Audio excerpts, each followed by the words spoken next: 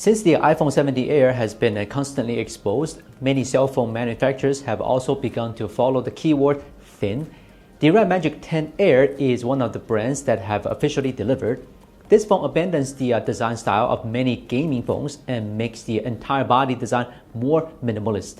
But what I think is the most interesting is the waifu in the Red Magic has in store for you. So come along and see what this new waifu has to offer. If you want to get this phone, Geek Wheels has it on the shelf and there's a $20 discount going on. Grab it before too late. When I first got my hands on this phone, I realized that it seemed to have some deja vu, whether it's on a resting screen or looking at the back. It always struck me as being very Samsung-like.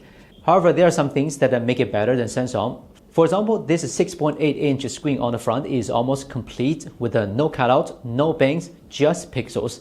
In this Red Magic campaign, Red Magic mentions that it's beautifully ungame-like, so it cut out a lot of gaming elements and makes the back cover a more common frosted glass with a delicate feel. Together with the two cameras and an ambient light, it forms a Meizu-like back panel. The Red Magic logo runs parallel to the cameras.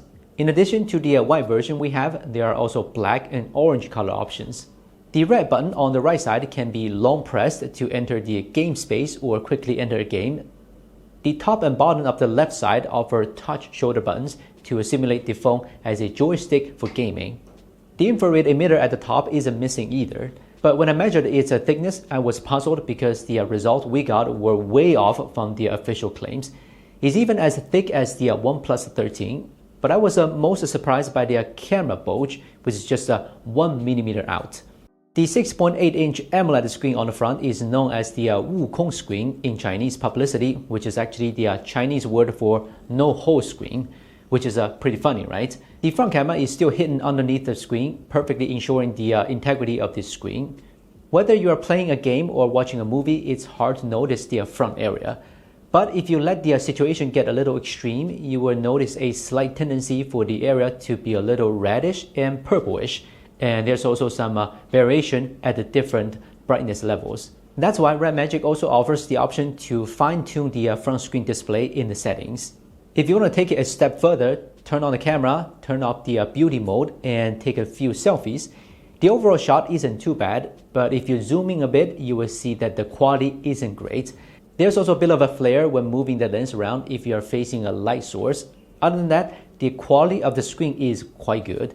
With a pixel density of 400 ppi, support for up to 120Hz refresh rate, 960Hz global touch sampling rate, 1.48mm screen bezels, and 1600 nits peak brightness, it can provide a good display even under strong outdoor light conditions.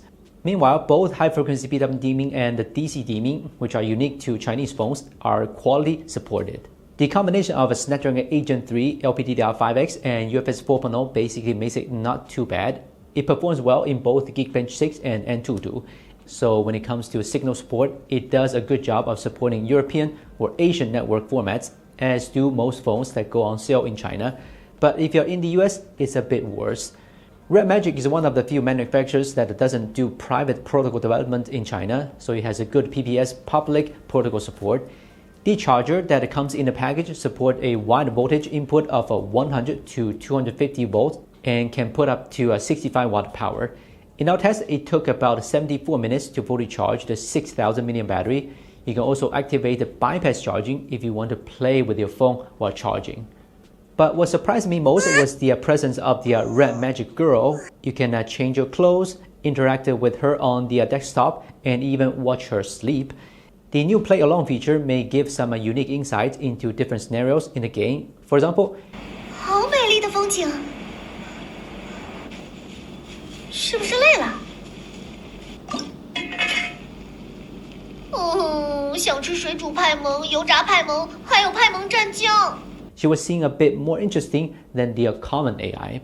But there's a pity, as you heard before, there's no English. The Red Magic 10 Air is a phone that isn't that Air. It ditches the complexity of traditional gaming phones in favor of a minimalist design language, while retaining the core features of a gaming phone, such as the touch shoulder buttons and gaming space buttons. In addition, the Red Magic Girl adds a lot of fun to this phone, which is a feature that may be of particular interest to fans of the anime. However, for users in the United States or Canada, the signal support range of this phone is limited. If you're in Europe or Asia, it will be better. Additionally, the front-facing camera leaves something to be desired in extreme situations. Nonetheless, the Red Magic 10 Air is still a great phone for the money. Priced at $34.99 CNY, which is about $500 in US dollars, is a bit on the high side because at this price point, it's already possible to buy the latest flagship processors such as the AEDs or Dimensity 9400. The only bright spot left is the full screen. Don't forget Geek Wheels has this phone on sale, link down below. I'm Will from Geek China. See you next time.